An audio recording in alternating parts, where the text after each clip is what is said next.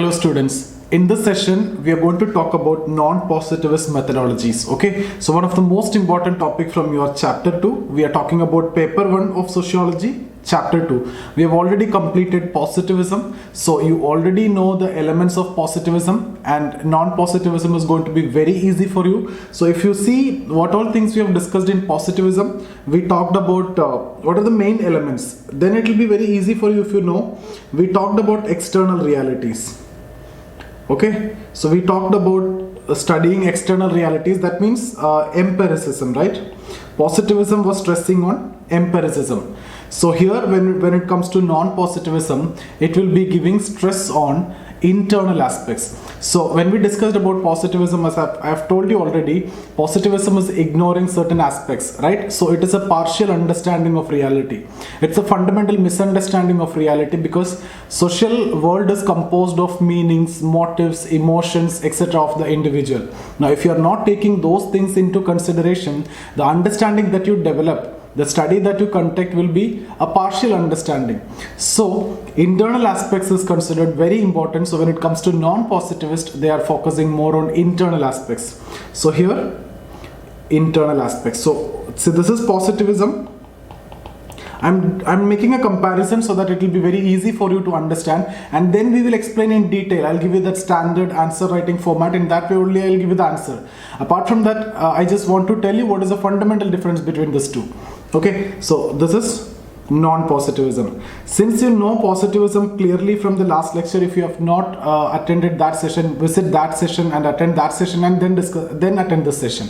Okay, so external realities, here it is internal realities. When we talk about internal realities, means it's emotions, motives, meanings, love, hatred, all these feelings will come. Okay, so when we talk about external realities, those things which are observable, right? That means the items which could be quantified, the items which could be seen. That's what we mean by empirical reality. Here internal aspects. So here you cannot quantify. Okay, so if it is positivism, you use quantitative methods. So you use quantitative method. In case of non-positivism, you favor qualitative method. Qualitative method. And which is that quantitative method which is used in theory building in science normally? That is inductive approach. So in positivism, you will follow inductive approach. And what is that qualitative method which will be more suitable in social sciences? That is deductive approach. So here you will follow a deductive approach. Okay, now here you are giving importance to society, that means macro reality, external reality. So positivism is all about stressing external reality or macro reality. So this is about macro. When it comes to non-positivism, micro. Positivism is scientific understanding, scientific, and when it comes to non-positivism, it is more of humanistic understanding. Humanistic understanding. When it comes to science, when it comes to positivism, there was a stress on theory building, and it should be universally applicable. Okay, so here there will be a stress on theory building, but in non-positivism, you just understand the phenomena, understand the situation. Okay, so here what matters? Understanding.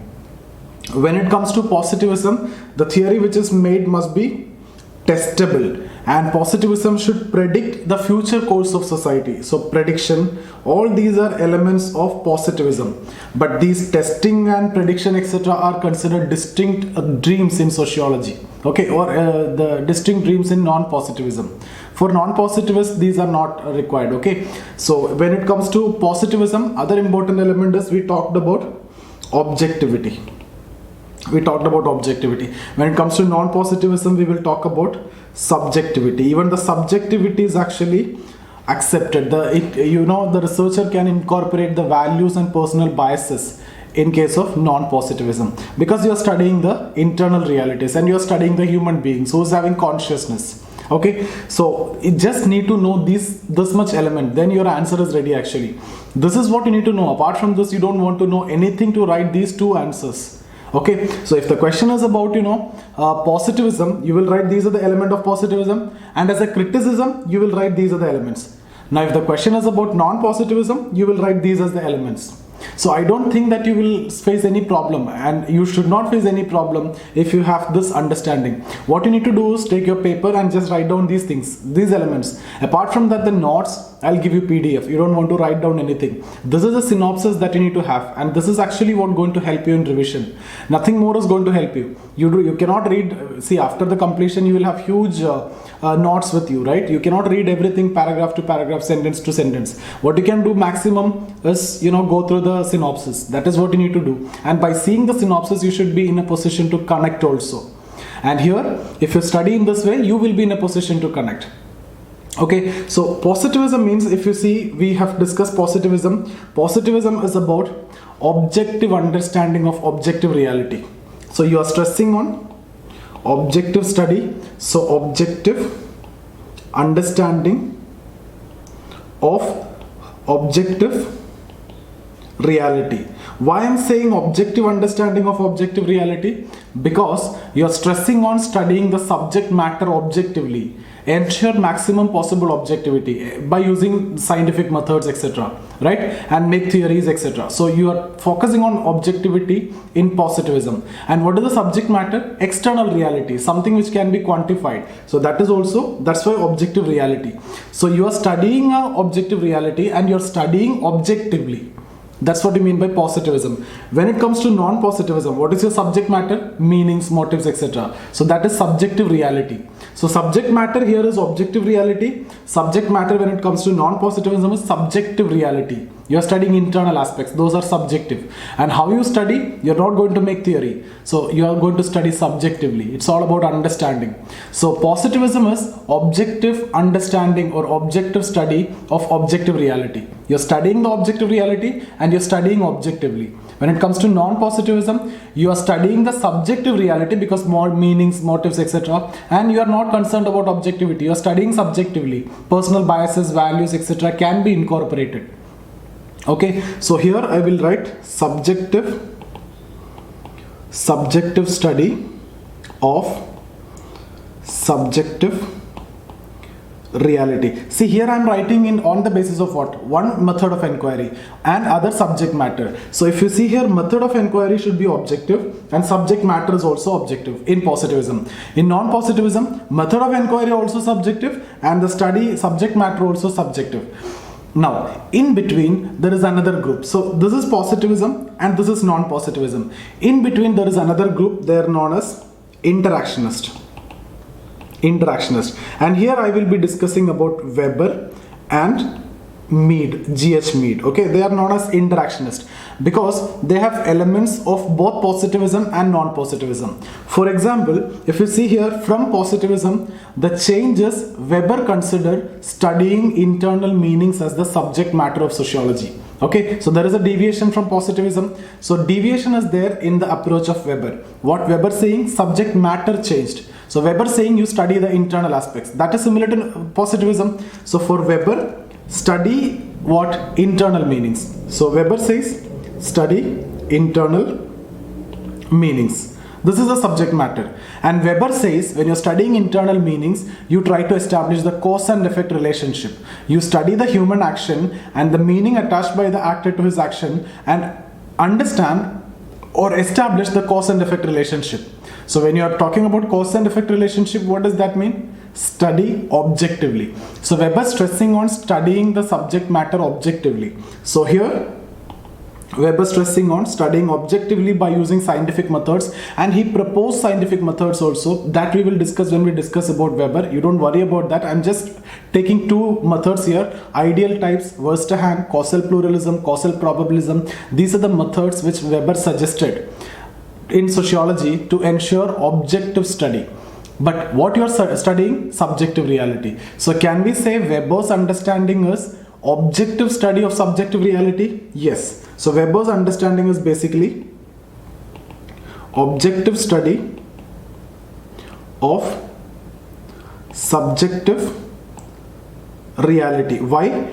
Because the reality is subjective, internal meanings. He deviated in terms of subject matter, but method of inquiry, objective. And because of this reason, he is considered to have bridged the gap between positivist and non-positivist. He stands in between. There is an element of positivism. What is that? Objectivity. There is an element of non-positivism. What is that? He was studying internal meanings. Whereas positivism studied the external reality.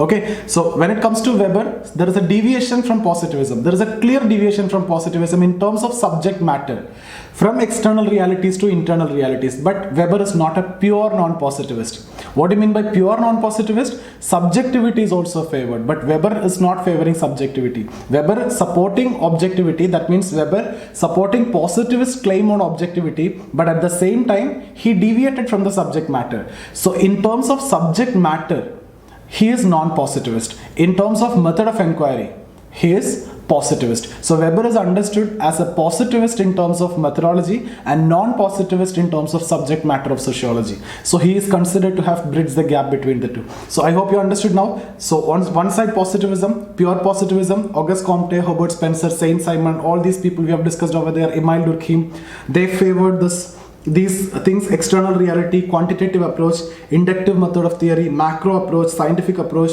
theory building, testing, prediction, objectivity, etc. And Weber deviated from there. Weber said you understand the internal realities. Because these Weber, Mead, etc., they were inspired by Hegel. There is something called as Hegelian speculative philosophy. What is the idea of Hegel? Hegel said it is the ideas which generated in the minds of the people is the reason for social change.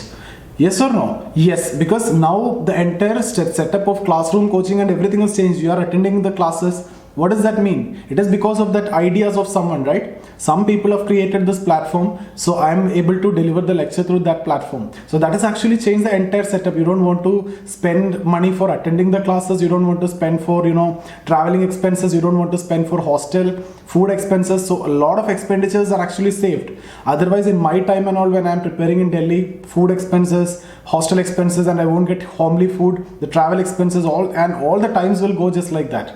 And ultimately you will get very less time for your preparation. Okay, so but now the situation has changed. You're just sitting in home, in your home condition, you're getting food and everything, no travel expense, no hostel expense, no food expense, everything is convenient. You're just sitting and you're seeing the best teachers and you're getting the best quality content. And you can choose also in between teachers, right? But that is not the case before. So this is what I mean to say, ideas make social change. So ideas will bring social change, and ideas means what? It is generated in the minds of the individual. That means internal aspects. So don't you think the positivist claim on studying external aspect is not correct, or it's a partial understanding only, or it's a fundamental misunderstanding of society? Exactly. So you need to study internal aspects. And Weber and all is inspired by this Hegelian philosophy, and Weber studied internal aspects. According to Weber, you study the meanings attached by the actor to his action, but you have to arrive at an explanation of cause and effect. Cause and effect is where? In science, in positivism. So that is a connection between positivism and non-positivism when it comes to Weber. He is a positivist in terms of method of inquiry, stress on objectivity, cause and effect relationship, etc. But non-positivist on the basis of subject matter of sociology. What is the subject matter for Weber? Internal meanings. Study social action.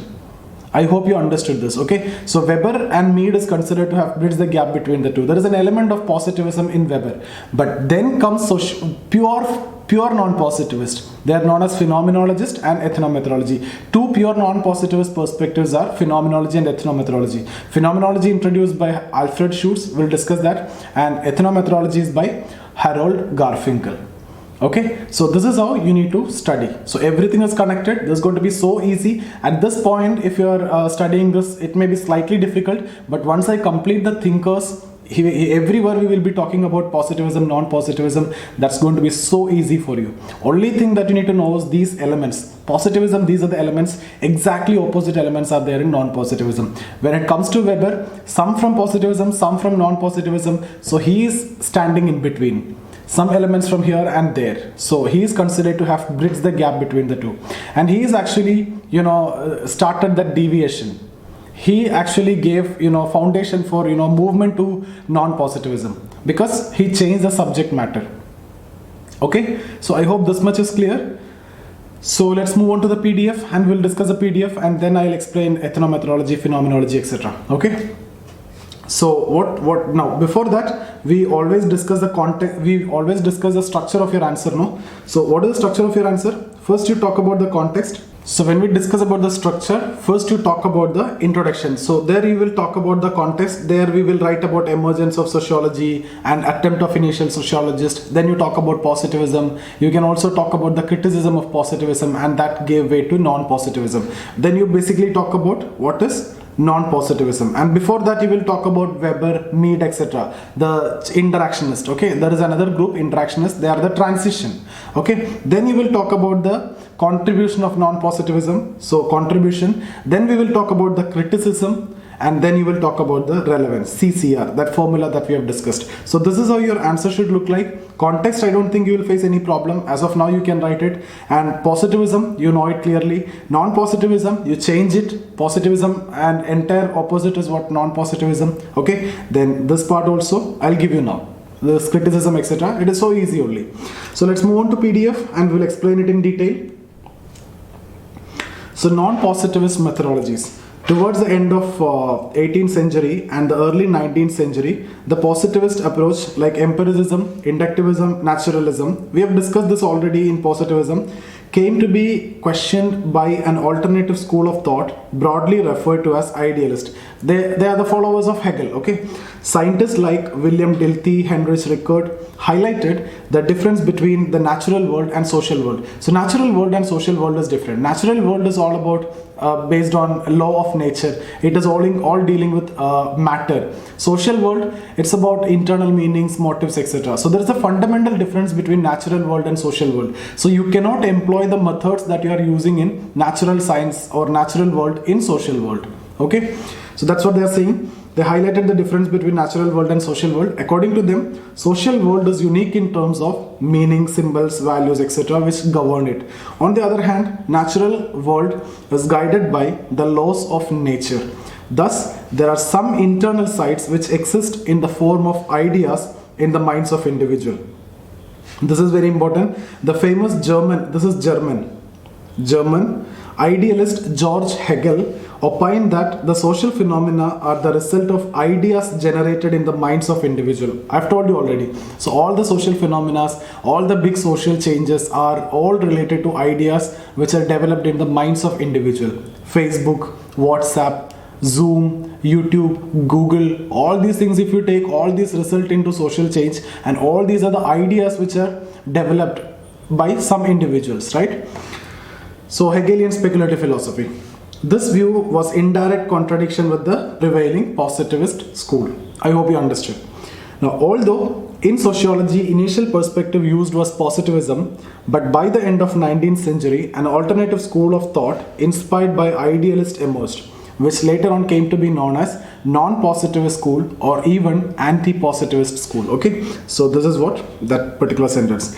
This perspective posed its origin in the writings of Max Weber in Europe and to an extent G.H. Mead in America. We will be studying these two thinkers in detail later when we discuss about thinkers. Okay, Weber's ideas represent a transition from positivism to non-positivism. I have told you he is not a pure positivist, not a pure non-positivist, just transition.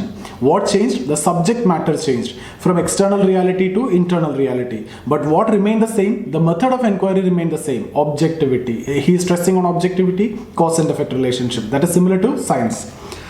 So Weber's ideas represent the transition from positivism to non-positivism. It is said that by introducing a new dimension to subject matter, he brought non-positivism to sociology.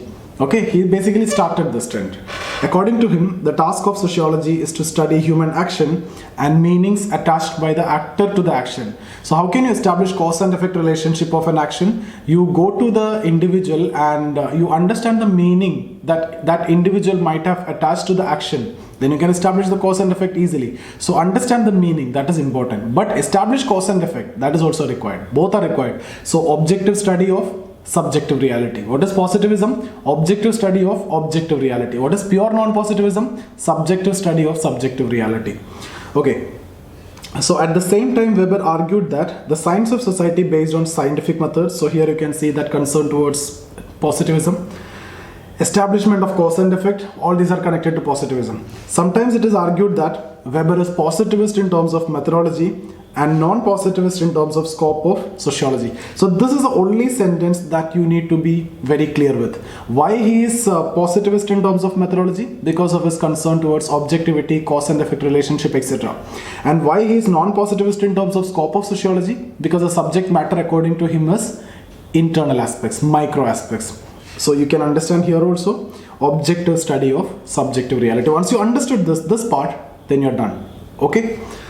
Now, similarly, G.H. Mead proposed an interactionist perspective in his book Mind, Self and Society. This approach was later on formulated into a perspective by Blumer. In fact, the book is written, these are his lectures. It was codified into a formal book and perspective by his student Blumer later. Okay. Came to be known as symbolic interactionism. We will study this in detail in Mead. There is a separate theory. There we will see this in detail. Here I'll talk just one paragraph, and that's very simple. Okay. Symbolic interactionism is also part of non-positivist methodology, but not purely, not in a pure form. According to Mead, human behavior is governed by internal processes with which people interpret the world around them and give meaning to their own life. So that there are certain internal processes, and based on which you will interpret the world around you and you give meaning to your own life also. So it's all about that internal processes which is going on. By using that, you will interpret the entire reality. So it is all connected to what internal processes. So you will interpret the world around you, okay, and you give meaning to your own life. Like what you want to study, what you want to become, what should be your future, what field you should go. All these things will be decided based on some internal processes, based on which you interpret the world around you. Based on that, you will take decisions. You give meaning to your own life. That's what symbolic interactionism. In detail, we will see this theory later. Don't worry about this. Okay. Only these names are difficult. The theories are actually very simple. Okay. Now here, if you see, what is symbolic interactionism? Symbolic interactionism is also part of non-positivist methodology, but not in pure form. Okay. These meanings are built up, reinforced and modified in process of interaction with other members of society, right?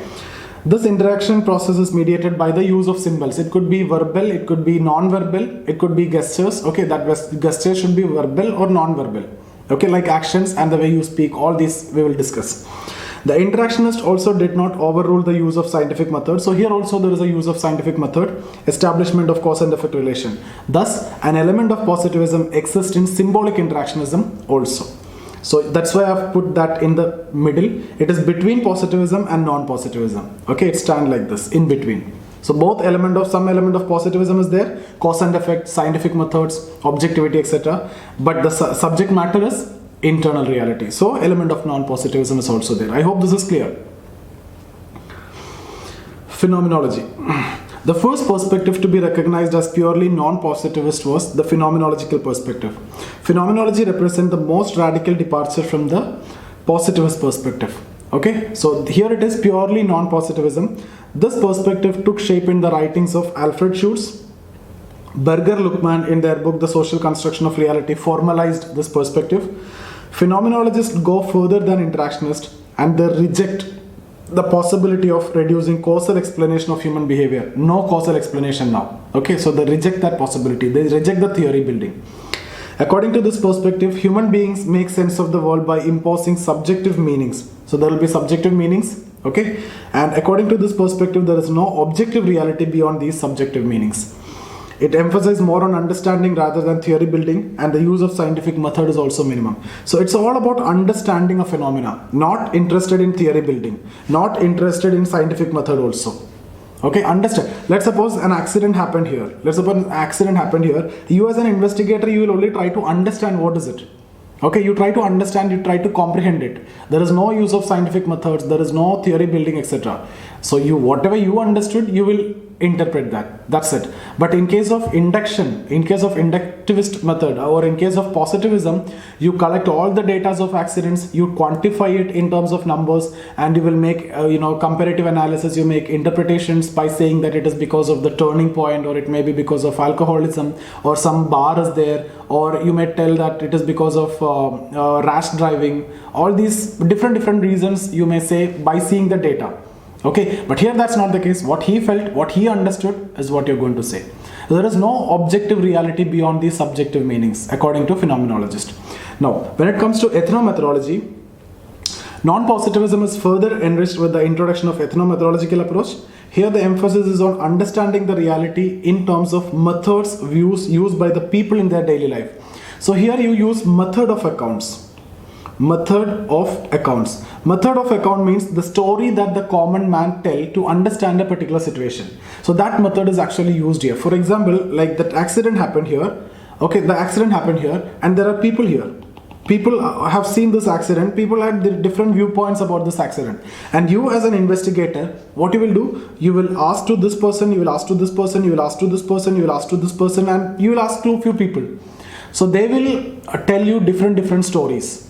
Okay, this is what you mean by method of account. These are the method of account means the stories that people used to make to understand a particular situation, or the stories that people tell to understand the situation. So you collect all those versions from all those individuals, and an ethnomethodologist, that is this investigator, finally take up the relevant material from that. Obviously, there will be subjectivity, there will be bias, no doubt in that. And this method is not questioning about objectivity.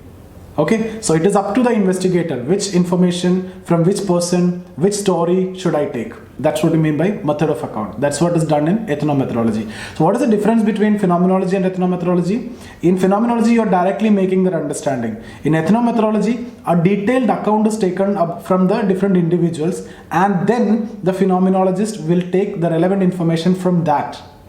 I hope it is clear. Okay.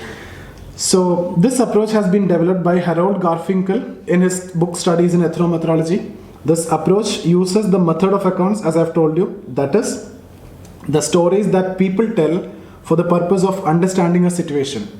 It is a socio-psychological approach taking into consideration the individual accounts. Okay, and then what you will do? Difference between phenomenology and ethnomethodology is in the source of meaning, which people generate in their mind. In case of phenomenology, meanings are generated with respect to a particular phenomena, whereas in case of ethnomethodology, detailed individual accounts are taken from individuals with reference to that situation.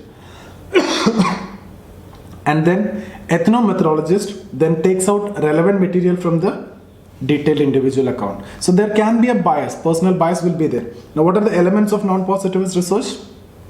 We have discussed it already. It is qualitative data, qualitative method, deduction is used, no theory, no testing, no prediction, internal realities. So if you write this, then your answer is ready. This is very simple, okay? So non-positivist emphasis on understanding social phenomena in terms of their internal sides. So this is the first point, most important point, represented by meaning, sentiments, emotions, etc. That is phenomenology and ethnomethodology. Example, according to this approach, you don't use scientific methods. Scientific methods similar to natural science cannot be used in sociology. Okay, in general, non-positivists favor generation of qualitative data and use of qualitative methods like deduction, comparative analysis, etc. Comparative analysis, etc. we will discuss in detail when we discuss about Durkheim later. Weber's method of Verstehen, this also we will discuss later, was a qualitative method devised for study of social action. Non-positivists reject the possibility of formulation of general theories. Yes. No theory, okay, reject the possibility of theories. Rather, its approach emphasizes more on understanding the phenomena, okay. Although initial positivists attempted to develop causal theories, but later non-positivists like phenomenologists and ethnomethodologists rejected such possibility. What do you mean by this? Initial positivist, initial non-positivist, I'm talking about Weber and Mead. They have made theories and you'll be studying their theories. Initial positivists, because they stressed on causal understanding. So you need to establish theory, but you are studying internal matters. So from the theory side, you are similar to positivist, but the subject matter side, you are similar to non-positivist. But later non-positivists like phenomenology, ethnomethodology, no theory, no testing, no prediction, nothing. That is not possible in sociology according to them. Okay. So in this approach, the testability prediction are generally considered as distinct dreams because the reality rests in the mind of the individual and it keeps on changing. You can't predict, you can't test. Okay, in natural science, you can test in lab, but in social science, you can't test the individuals in the lab. It's all about consciousness, right? Non-positivists favor subjectivity and highlighted the futility of an objective approach which is considered neither desirable nor possible in sociology. Although non-positivists do use a logical approach in which they tend to eliminate the subjectivity of the investigator, but they do accommodate values and biases. So in non-positivism, values, biases will be there. So what all elements I have told you, I'll go for a quick recap again. Subjectivity is here, or the first of all, subject matter. It is actually subjective understanding of subjective reality. So reality subjective means internal meanings, motives, etc. Then scientific methods are not used like natural sciences. Okay. Then inductive methods are not inductive methods, deductive methods are used. Qualitative method is used, there it is quantitative methods. Here it is micro approach. Okay, no theory, it's all about understanding. Testing and prediction is distinct reality. And here favor subjectivity, and the biases and values of the investigator is also accommodated. Okay.